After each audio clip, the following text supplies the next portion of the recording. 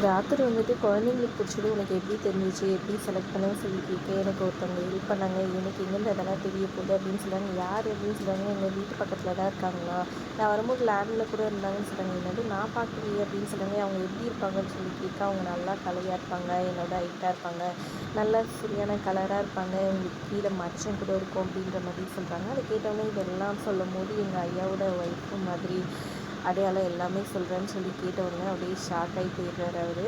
அவங்க எப்படி ஏற்கனவே தெரியவாங்க, இறந்து போகிறவங்க என்ன சொல்லிட்டு இருக்கீங்க ராத்திரி அப்படின்ற மாதிரி சொல்லிட்டு இருக்காங்க. இங்கே பார்த்தீங்கன்னா ஐயர் வந்துட்டு அவங்களுக்கு பிடிச்சவங்க எல்லாரையும் வந்துட்டு நாளைக்கு டியூட்டி கூப்பிடுங்க காரியத்துக்கு அப்படின்ற மாதிரி சொல்கிறாங்க. அப்போது உடனே வந்துட்டு இவர் சொல்லிடுறாரு அமரேந்தர்,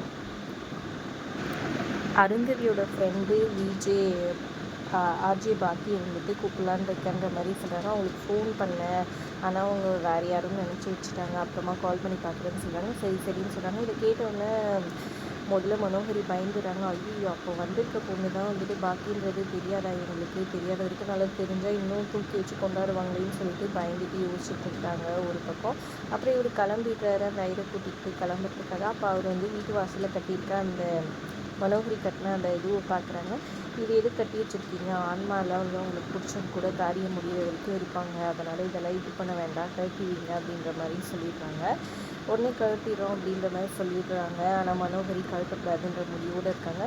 இப்படி வந்துட்டு இருக்கும்போது கரெக்டாக வந்துட்டு அமரேந்தரை பார்த்துட்டு ராத்திரி வந்து இருக்கிறாரு. நீ வர வேண்டாமா, இருமா நான் ஐயா கிட்ட பேசிட்டு வரேன்னு ஆப்போசிட்டில் போகிறாரு.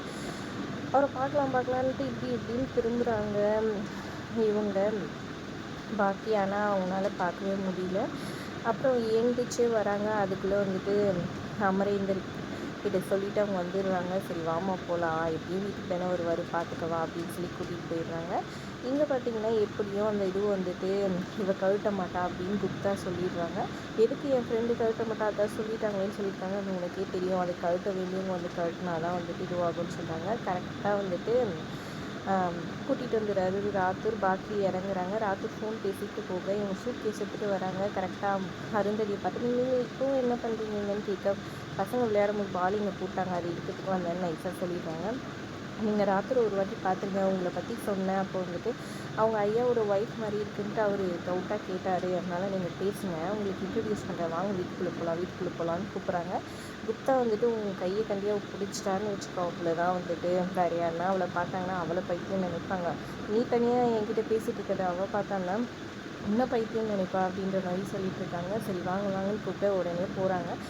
இப்போது வீட்டுக்குள்ளே போக முடியாதுன்னு யோசிச்சுட்டு அருந்ததி நிற்க, கரெக்டாக பாக்கி சூட் கேஸ் வச்சுட்டு இப்படி பேக் கீழே விழுந்துட்டு இப்படி திரும்பி எடுக்கும் போது அந்த கட்டியிருக்க இது வந்துட்டு மாட்டிக்கிட்டு அது கீழே வந்துட்டு ஐயோ இது வேறு ஒரு பெரிய பஞ்சாயத்தாக போதே அப்படின்னு பயந்துட்டு நிற்கிறாங்க.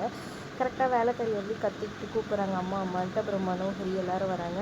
இந்த மாதிரி கீழே கட்டி விட்டுட்டா அந்த பொண்ணுன்னு சொல்லிட்டு சொல்ல மனோகரி உடனே திட்டுறாங்க, நீ வேலைக்கே வேணாம் போன்னு சொல்கிறாங்க. உடனே அமரேந்தரோட அப்பா அம்மா நாங்களே கட்டி வைக்கணும் தான்மா நினச்சோம், நீ நல்லா தான் பண்ணியிருக்க, வா உள்ள அப்படின்னு சொல்லி கூப்பிட்றாங்க. வாங்க நீங்களும் உள்ளே போகலாம் அப்படின்னு சொல்லிட்டு கூப்பிட்றாங்க.